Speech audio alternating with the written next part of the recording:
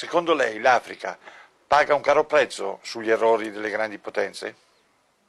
We end up with injustice, we end up with corruption, we end up with poverty, we end up with the worst possible things, we end up with the image. I don't have to tell you the image that you have in Africa.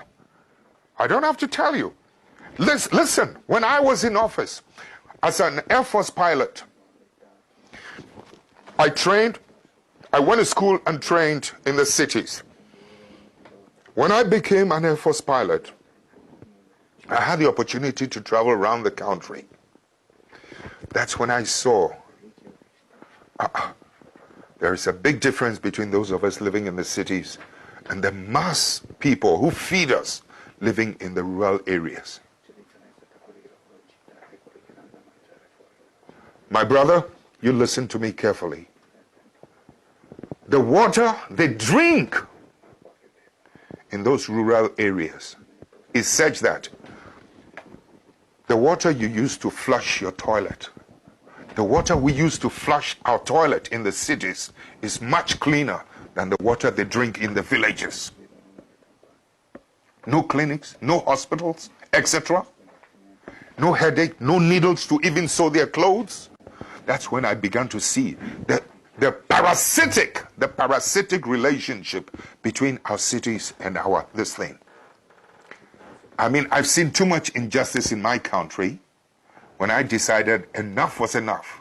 When some of us began to decide that something has to be done about it. When we emerged into political office, you know something? Electricity used to be limited to only 27% of the country. In the shortest possible time, we were able to, with Italian assistance, we were able to extend electricity from 27 to almost 87% of the rest of the country.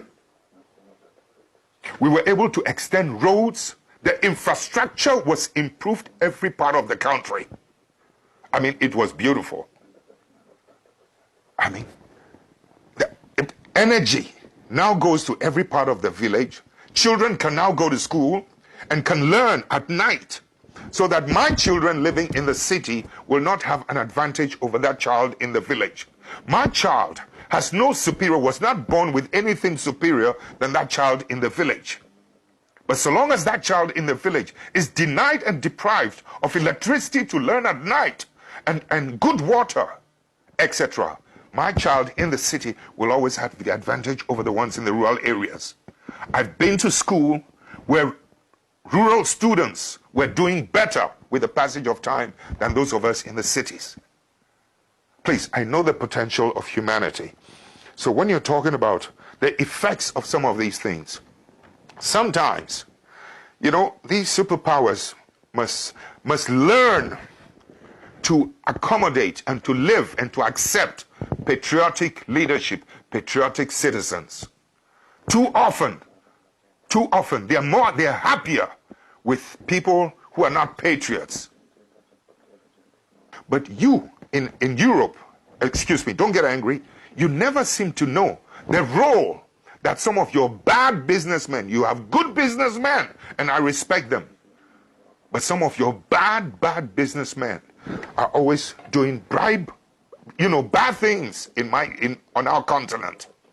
And it's our people who suffer.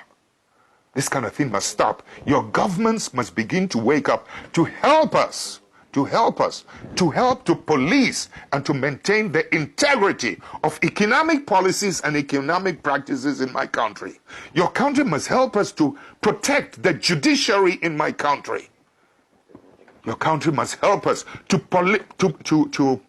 police and to monitor and to protect the political integrity in our continent.